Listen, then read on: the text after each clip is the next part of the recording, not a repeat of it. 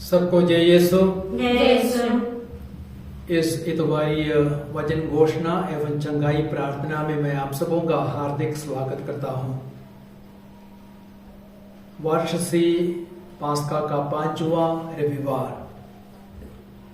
संत यूहन्ना के अनुसार प्रभु यीशु का पवित्र सुसमाचार अध्याय 13 वाक्य संख्या 31 से 35 तक। यूदस के चले जाने के बाद ईसा ने कहा, अब मानव पुत्र महिमान्वित हुआ और उसके द्वारा ईश्वर की महिमा प्रकट हुई। यदि उसके द्वारा ईश्वर की महिमा प्रकट हुई तो ईश्वर भी उसे अपने यहाँ महिमान्वित करेगा और वह शीघ्र ही उसे महिमान्वित करेगा।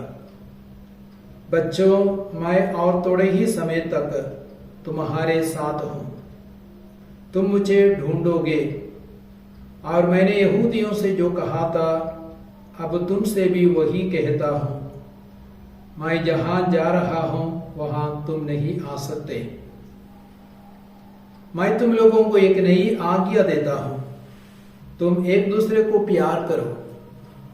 जिस प्रकार मैंने तुम लोगों को प्यार किया उसी प्रकार तुम भी एक दूसरे को प्यार करो। यदि तुम एक दूसरे को प्यार करोगे तो उसी से सब लोग जान जाएंगे कि तुम मेरे शिष्य हो। यह प्रभु यीशु क्रिस्त का पवित्र सुसमाचार है। हे क्रिस्त तेरे स्तुति हो। क्रिस्त में प्यारे भाई और बहनों, आज के तीनों पाठ हमें 3 अलग अलग बहुत ही महत्वपूर्ण संदेश देते हैं। और पहला पाठ यूहन्ना के सुसमाचार अध्याय 13 से लिया गया है। उसमें वाक्य संख्या 34 और 35 में प्रभु यीशु कहते हैं, मैं तुम लोगों को एक नई आज्ञा देता हूं, तुम एक दूसरे को प्यार करो जैसे मैंने तुम्हें प्यार किया।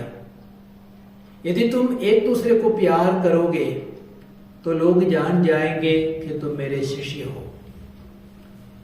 तो एक क्रिस्ती की असली पहचान क्या है? एक क्रिस्ती की असली पहचान गले में क्रूस डालना नहीं, गिरजा जाना नहीं, प्रार्थना करना भी नहीं, या क्रिस्तीय नाम धारण करना नहीं जैसे जोसेफ, जॉर्ज, मैथ्यू। लेकिन एक क्रिस्ती की असली पहचान प्रेम है। यदि हम लोगों में प्रेम करने की क्षमता है तो उस प्रेम के द्वारा हम क्रिस्त को दूसरों के सामने प्रस्तुत कर सकते हैं। इसलिए यीशु ने कहा है, यदि तुम एक दूसरे को प्यार करोगे लोग जान जाएंगे कि तुम मेरे शिष्य हो। मैं एक छोटी सी कहानी या घटना याद करता हूं। एक बहुत बड़े शहर में बहुत बड़ा बिजनेस कॉन्फ्रेंस चल रहा था। कई सारे व्यापारी लोग उस बिजनेस कॉन्फ्रेंस में भाग ले रहे थे। जब कॉन्फ्रेंस समाप्त हुआ सभी कोई हवाई अड्डे की ओर दौड़ रहे थे हवाई जहाज पकड़ने के लिए। और उसी प्रक्रिया में एक जन एक सेव बेचने वाली लड़की से टकरा गया और उस लड़की की टोकरी उलट गई और सारे सेब बिखर गए। लेकिन उस आदमी ने उसकी परवाह नहीं की, वह चला गया।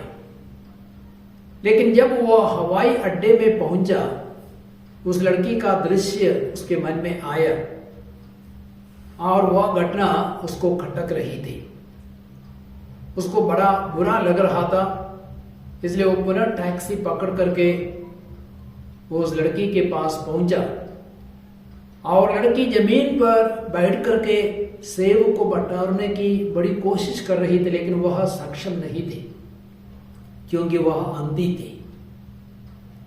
और उस व्यापारी के मन में बहुत दया और प्रेम उमड़ पड़े और उसने सारे सेब को बटोर लिया, टोकरी में डाल दिया और उस लड़की से माफी मांगी। तब उस लड़की ने व्यापारी से कहा, कहीं आपका नाम तो यीशु नहीं है? कहीं आपका नाम तो यीशु नहीं है। अर्थात उस व्यापारी ने अपने प्रेम से, दया से, करुणा से प्रभु यीशु को प्रस्तुत किया, प्रभु यीशु को उपस्थित किया। तो जब हम प्रेम करते हैं, जब हम करुणा दिखाते हैं, हम अपने आचरण और व्यवहार के द्वारा प्रभु को ही प्रस्तुत करते हैं। इसलिए यीशु ने कहा यूहन्ना 13:35 में, यदि तुम एक दूसरे को प्यार करोगे तो लोग जान जाएंगे कि तुम मेरे शिष्य हो। और यूहन्ना के पहले पत्र अध्याय 4 वाक्य संख्या 7 और 8 में संत यूहन्ना लिखते हैं, प्रिय भाइयों, हम एक दूसरे को प्यार करें क्योंकि प्रेम ईश्वर से उत्पन्न होता है। जो प्रेम करता है वह ईश्वर को जानता है क्योंकि ईश्वर प्रेम है। जो प्रेम नहीं करता वह ईश्वर को नहीं जानता। तो जब हम सच में प्रेम करते तभी हम ईश्वर को जान सकते हैं। और हम देखते हैं ईश्वर प्रेम है, अर्थात पिता प्रेम है, पुत्र प्रेम है, पवित्र आत्मा प्रेम है। यूहन्ना के सुसमाचार अध्याय 3:16 में हम पिता ईश्वर के प्रेम को जान जाते हैं। ईश्वर ने संसार को इतना प्यार किया कि उसने अपने एकलौते पुत्र को भेजा, जिसे जो कोई उसमें विश्वास करे उसका सर्वनाश ना हो बल्कि वह अनंत जीवन प्राप्त करे। तो पिता ईश्वर का प्रेम इतना महान है कि उसने अपने एकलौते पुत्र को भेजा और उसको क्रूस पर कुर्बान किया। और पुत्र यीशु वो भी प्रेम है क्योंकि उसने अपने जीवन को भी कुर्बान किया। यूहन्ना 15:13 में वचन कहता है, इससे बड़ा किसी का प्रेम नहीं कि एक व्यक्ति अपने मित्रों के लिए अपना प्राण अर्पित कर दे। पवित्र आत्मा भी प्रेम है और पिता पुत्र के बीच में प्रेम का संबंध है, पवित्र आत्मा। और रोमियो के पत्र अध्याय 5:5 में संत पौलुस कहते हैं, ईश्वर का प्रेम पवित्र आत्मा के द्वारा हमारे हृदय में उमड़ पड़ा है। तो हमें उस पवित्र त्रित्व के प्रेम से भरना है और हमें पवित्र आत्मा की सहायता चाहिए प्रेम करने के लिए। और पवित्र आत्मा का पहला फल है प्रेम। गलातियों के पत्र अध्याय 5:22-23 में संत पौलुस कहते हैं, पवित्र आत्मा का फल है प्रेम, आनंद, शांति, सहनशीलता, मिलनसारी, दयालुता, ईमानदारी, सौम्यता एवं संयम।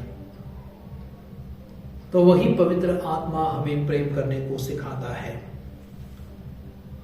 और आज के दूसरे पाठ, आज के पहला पाठ जो प्रेरित चरित्र अध्याय 14 से लिया गया है, वाक्य संख्या 22 में वहां पे वचन कहता, हमें बहुत से कष्ट सहकर ईश्वर के राज्य में प्रवेश करना है। अर्थात ईश्वर के राज्य में प्रवेश करना सहज नहीं, हमें उसके लिए हमें कष्ट उठाना है, कष्ट सहना है, दुख भोगना है, तब ही हम ईश्वर के राज्य के अधिकारी होंगे। हम पौलुस और बरनबास के बारे में पढ़ते हैं। वे पिसिदिया के अंताकिया में यहूदी और गैर यहूदियों को वचन सुना रहे थे। बहुत से लोगों ने विश्वास किया और एक बहुत बड़ा समुदाय उनके शिष्य बन गए। लेकिन यहूदी नेता ईर्ष्या से जलने लगे। उन्होंने पौलुस बरनबास के विरुद्ध उपद्रव खड़ा कर दिया, लोगों को उभाड़ा और उन्होंने पौलुस और बरनबास को अपने इलाके से निकाल दिया। तब वे दोनों इकोनियम, लुस्त्रा, दरबे आदि जगह गए। और हम यह भी पढ़ते, लुस्त्रा में एक जन्म से लंगड़ा व्यक्ति था और पौलुस ने उसे चंगा किया। और उसके बाद और भी लोग विश्वास में आए। लेकिन यहूदी नेता अंताकिया और इकोनियम से आकर फिर लोगों को उभाड़ा, उपद्रव खड़ा कर दिया और पौलुस को बुरी तरह मारा, उसको अधमरा जैसे छोड़ा। लेकिन कुछ समय के बाद पौलुस उठकर खड़ा हो गया और उसने अपने विश्वासियों को दृढ़ बनाया और उसने विश्वासियों से कहा, हमें बहुत से कष्ट सहकर स्वर्ग राज्य में प्रवेश करना है। तो पौलुस बरनबास की तरह हमें भी दुख और कष्ट सहना है स्वर्ग राज्य के योग्य बनने के लिए। और मत्ती के सुसमाचार अध्याय 7 में वाक्य संख्या 13 और 14 हमें प्रभु यीशु कहते हैं संग्रह द्वार से प्रवेश करो, क्योंकि चौड़ा है वो फाटक और विस्तृत है वह मार्ग जो विनाश की ओर ले जाता है, लेकिन संकीर्ण है वह मार्ग, संग्रह है वो द्वार जो जीवन की ओर ले चलता है, और उस पर चलने वालों की संख्या बहुत ही कम है। तो हमें संकीर्ण मार्ग पर चलना है, संग्रह द्वार से प्रवेश करना है, दुख और कष्ट को भोगने के लिए तैयार होना है। फिलिपियों के पत्र अध्याय 2:12 हमें संत पौलुस कहते हैं आप लोग डरते कांपते हुए अपनी मुक्ति के लिए कार्य करें, डरते कांपते हुए अपने मुक्ति के कार्य में लगे रहे। अर्थात हमें ईश्वर से बाह्य रखना है, ईश्वर के आदेशों का पालन करना है, तभी हम स्वर्ग राज्य के योग्य बनेंगे। स्वर्ग राज्य का योग्य बनना बिल्कुल सहज नहीं है। किसी एक संत ने कहा है स्वर्ग जाने का सबसे छोटा रास्ता क्रूस का रास्ता है। इस क्रूस को हमें प्यार करना है, क्रूस को गले लगाना है और क्रूस उठाकर प्रभु का अनुसरण करना है। और आज का तीसरा संदेश आज के दूसरे पाठ प्रकाशन ग्रंथ अध्याय 21 से लिया गया है। वहां वाक्य संख्या 5 में प्रभु यीशु कहते हैं देखिए मैं सब कुछ नया बना देता हूं। तो प्रभु ये सब कुछ नया बनाने के लिए आए हैं। हम चारों ओर देखते हैं आकाश पृथ्वी और समुद्र ये सब पुराने हो गए हैं और पुराने हो रहे हैं, ये सारी चीजें भस्म हो जाएगी, सब कुछ नष्ट हो जाएगी, लेकिन प्रभु यीशु सब कुछ नया बनाने के लिए आए हैं। इसलिए प्रकाशन ग्रंथ अध्याय 21 1 से 5 तक में योहन ने एक नए आकाश को देखा, नई पृथ्वी को देखा, और पुराना आकाश तथा पुरानी पृथ्वी दोनों लुप्त हो गए, समुद्र भी नहीं रहे, और उसने पवित्र नगर यरूशलेम को स्वर्ग से उतरते हुए देखा, और एक गंभीर वाणी सुनाई पड़ी, देखो यह है मनुष्यों के बीच ईश्वर का निवास, ईश्वर उनके बीच निवास करेगा, लोग उनकी प्रजा होंगे, ईश्वर उनकी आंखों से सब आंसू पोंछ डालेगा। इसके बाद ना मृत्यु रहेगी, ना शोक, ना विलाप, ना दुख, क्योंकि पुरानी बातें बीत चुकी है। और यीशु अंत में कहते हैं देखिए मैं सब कुछ नया बना देता हूं। और ये जो नया आकाश नई पृथ्वी हमेशा के लिए बने रहेंगे, और वही स्वर्ग राज्य है। और प्रकाशन ग्रंथ अध्याय 21 में हम देखते स्वर्ग राज्य बहुत ही सुंदर है, हमारी कल्पना से परे। वचन कहता वह शुद्ध सोना रत्न मोतियों से बना है। हमारी यह पृथ्वी कीचड़ से, पत्थरों से, मिट्टी से बनी है हमारी यह पृथ्वी, लेकिन स्वर्ग राज्य बहुत ही सुंदर है। और इसलिए फिलिपियों के पत्र अध्याय 3:20 में संत पौलुस कहते हमारा स्वदेश स्वर्ग है, जहां से आने वाले मुक्तिदाता की राह को हम देखते हैं। तो हमारा स्वदेश ये भारत नहीं, अमेरिका नहीं, इंग्लैंड नहीं, कितनी भी खूबसूरत क्यों ना हो, लेकिन हमारा स्वदेश स्वर्ग है, और जो अनंत काल तक बना रहता है। इसलिए कोलोसियों के पत्र अध्याय 3 वाक्य संख्या 1 और 2 में संत पौलुस कहते हैं यदि आप लोग मसीह के साथ जी उठे हैं जो ईश्वर के दाहिने विराजमान है, तो आप ऊपर की चीजों की खोज किया करें। लेकिन अक्सर हम इंसान ऊपर की नहीं, स्वर्ग राज्य की चीजों की नहीं, पृथ्वी की चीजों की खोज करते हैं। धन दौलत भोग विलास और जमीन जायदाद, इन सारी चीजों को खोजते हैं जो नश्वर है, नगण्य है, तुच्छ है, कुछ भी नहीं है। लेकिन हमें स्वर्ग राज्य की खोज करनी है, और उस स्वर्ग राज्य में प्रवेश करने के लिए हमें भी बिल्कुल नया बनना है, पवित्र बनना है। इसलिए प्रकाशन ग्रंथ 21:27 में वचन कहता कोई भी अपवित्र व्यक्ति जो घृणित काम करता है, झूठ बोलता है, गंदे काम करता है, वह स्वर्ग राज्य में नवीन यरूशलेम में प्रवेश नहीं करेगा। तो प्यारे भाइयों और बहनों, हम लोगों ने देखा एक क्रिस्ती की असली पहचान प्रेम है। प्रेम करने के लिए हमें और अधिक प्रयत्न करना है, और हमें बहुत से कष्ट और दुख सहकर ही स्वर्ग राज्य में प्रवेश करना है। स्वर्ग राज्य में प्रवेश करना सहज नहीं है। और प्रभु यीशु सब कुछ नया बनाने के लिए आए। नया आकाश, नई पृथ्वी, ये पुरानी चीजें भस्म हो जाएगी। तो आइए प्रभु के इन वचनों पर हम आज मनन करें। हम रोग मुक्ति के लिए, चंगाई के लिए एक छोटी सी प्रार्थना करेंगे। तो सबसे पहले हम प्रभु के प्रेम से भर जाएं, क्योंकि ईश्वर प्रेम है। जहां प्रेम है वहां आनंद है, शांति है, सब कुछ है। लेकिन जहां नफरत है, घृणा है, वहां ईश्वर नहीं, शैतान का निवास है।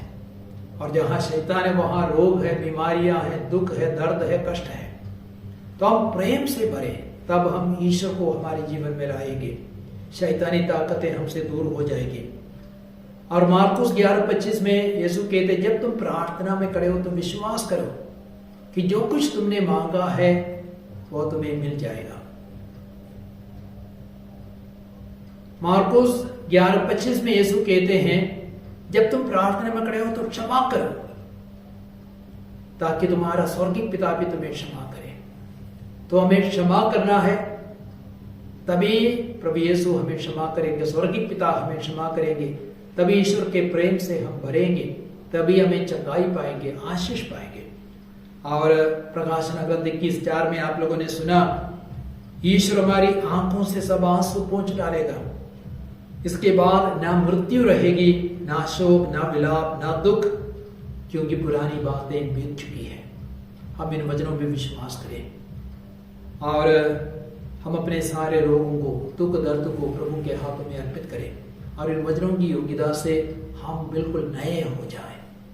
हमारे सभी दुख दर्द को, रोग बीमारियों को प्रभु दूर करे, उसके लिए हम प्रार्थना करें। मेरे पीछे प्रार्थना दोहराएंगे।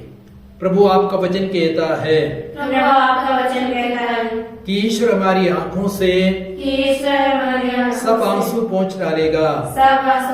इसके बाद ना मृत्यु रहेगी, ना शोक, ना विलाप, ना दुख, क्योंकि पुरानी बातें बीत चुकी है।